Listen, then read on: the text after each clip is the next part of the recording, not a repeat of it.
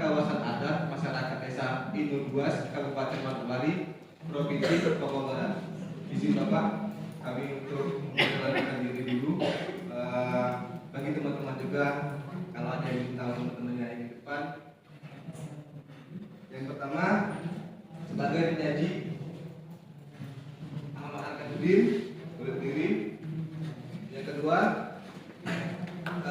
saya sendiri sebagai moderator dan manusia putra. Yang ketiga, Muhammad Fajrian sebagai juru kamera. Yang keempat, Muhammad Irfan Susanto sebagai pembahas kedua. Yang kelima, Muhammad Revaldi sebagai pembahas. Di sini tanpa menunda-nunda lagi, baiknya kita langsung ke materinya. Waktu dan tempat dipersilakan untuk sebagai penyaji.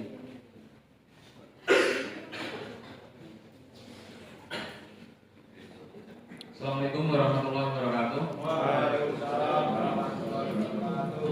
Ya baik, terima kasih kepada moderator. Izin Bapak dan rekan-rekan semuanya. Di sini, langsung aja Pancasila. Seperti dua presentasi sebelumnya, saya hanya akan mengulas sedikit saja tentang Pancasila.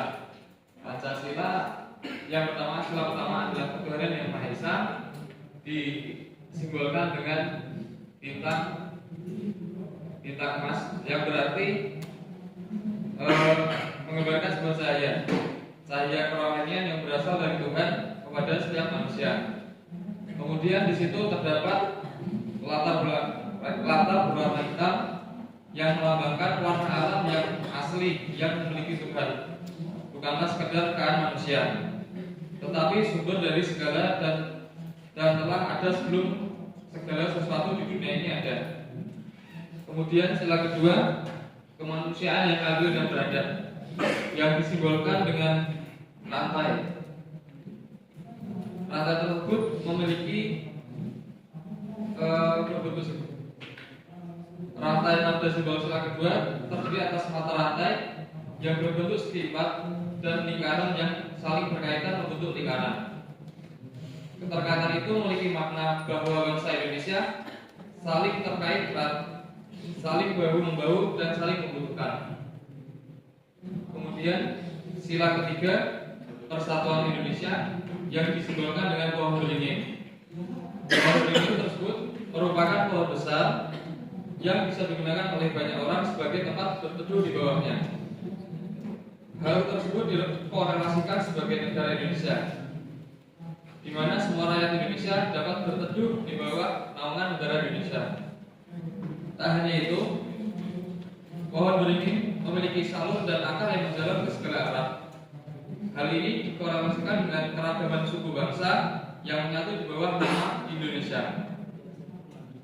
Kemudian sila keempat, kerakyatan yang dipimpin oleh hikmat kebijaksanaan dalam permusyawaratan perwakilan, yang disimbolkan dengan kepala banteng, yang memiliki filosofi sebagai hewan sosial yang suka berkumpul, seperti halnya musyawarah, dan di mana berdiskusi melahirkan banyak pikiran-pikiran masing-masing yang kemudian dapat dimusyawarahkan untuk menjadi satu tujuan yang sama. Kemudian sila kelima, keadilan sosial bagi seluruh rakyat Indonesia, yang dilambangkan oleh padi dan kapas, merupakan simbol pangan dan sandang yang menyiratkan makna bahwa syarat utama negara yang adil ialah yang bisa mencapai kemakmuran untuk rakyatnya secara merata. Kemudian di sini hasil diskusi dari kami berlima, terdapat 5 poin tentang penting yang berkaitan dengan penerapan sila Pancasila. Yang pertama, pentingnya keteraturan dalam penulisan skripsi, terutama dalam penomoran dan struktur yang jelas. Dengan penjelasan dalam konteks penulisan skripsi, keteraturan, struktur yang jelas, dan penomoran yang rapi adalah penghormatan terhadap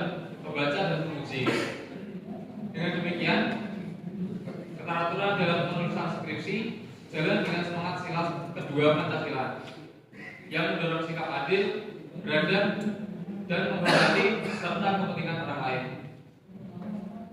Kemudian yang kedua, pemahaman dan penyelesaian permasalahan akan tanah ulayat. Tanah ulayat memerlukan pendekatan yang sensitif dan inklusif, memperhitungkan hak adat, serta melibatkan berbagai pihak dalam dialog dan negosiasi.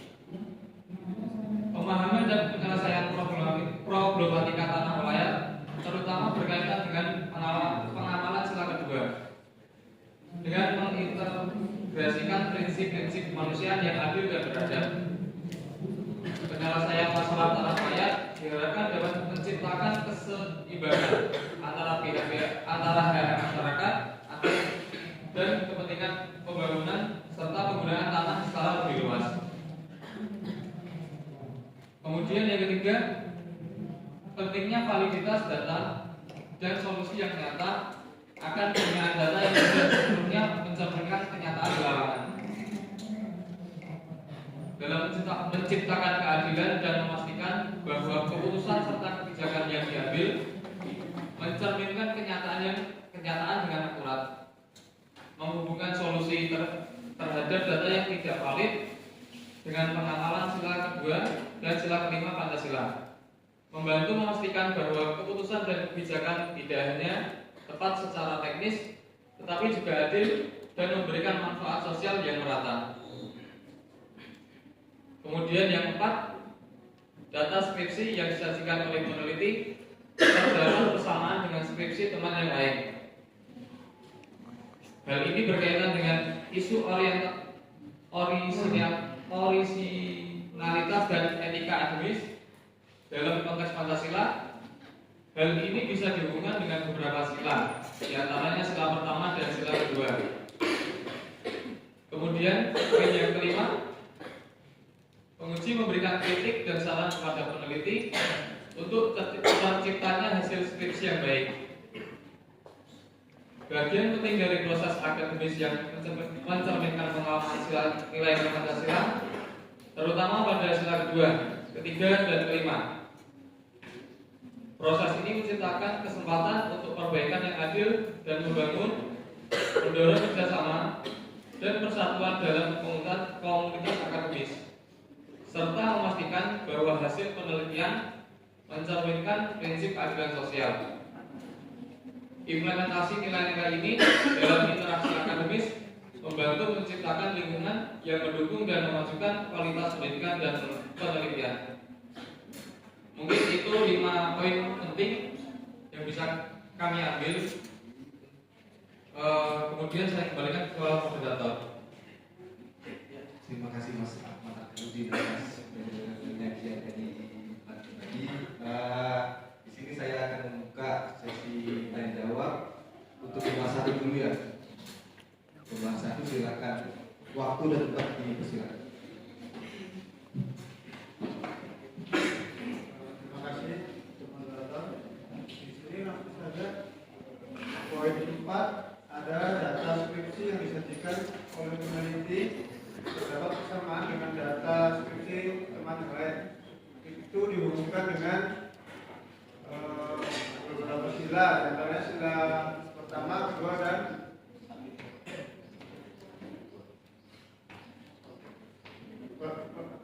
dihubungkan dengan sila pertama dan kedua.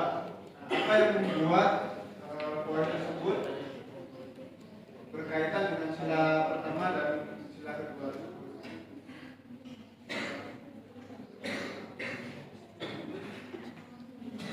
Baik, terima kasih. Pada poin keempat, data skripsi yang disajikan oleh peneliti terdapat persamaan dengan data skripsi teman yang lain yang berhubungan dengan sila 1 dan 2. Sila 1, keadilan, menunjukkan pentingnya keadilan dan kejujuran dalam melakukan penelitian. Kemudian sila kedua, menunjukkan penghargaan terhadap integritas ilmiah dan menghargai karya orang lain sebagai bagian dan tanggung jawab akademik. Terima kasih. Terima kasih Mas Agus. Udin untuk jawabannya. Selanjutnya untuk pembahasan kedua, waktu dan tempat dipersilakan. Baik, terima kasih kepada Bapak Moderator Bapak Darman Saputra yang telah memberikan saya kesempatan untuk bertanya kepada tim penyaji. Baik, saya akan bertanya ke tim penyaji.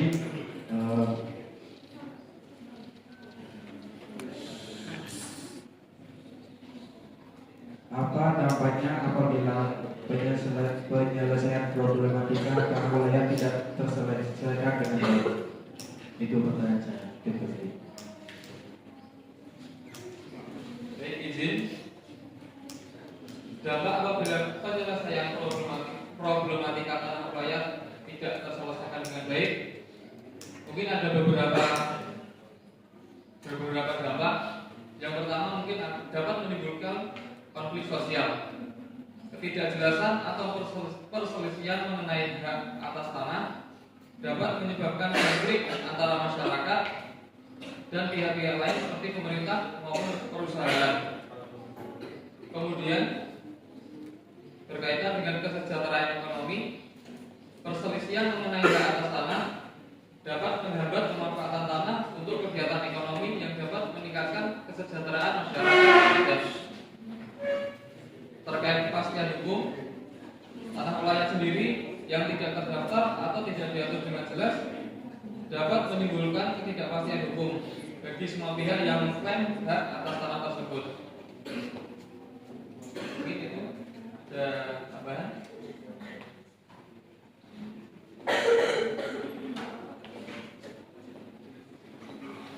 Dan apabila problematika tersebut terselesaikan dengan baik, bagaimana penerapan pengamalan nilai Pancasila?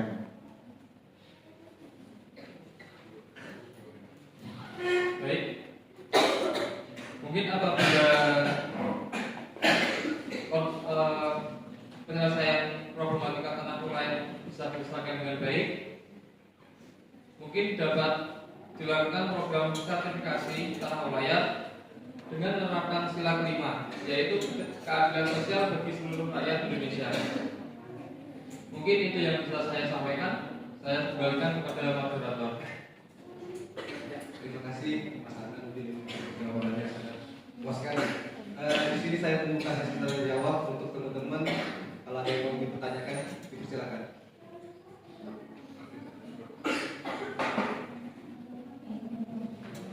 Apakah ada? Dengan ketiga, 3, 2, 1. Ya, terima kasih. Itu saja yang bisa kami sajikan.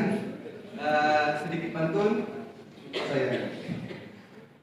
Siang-siang ditanya istri, sudah makan apa belum? Ulang. Siang-siang ditanya istri,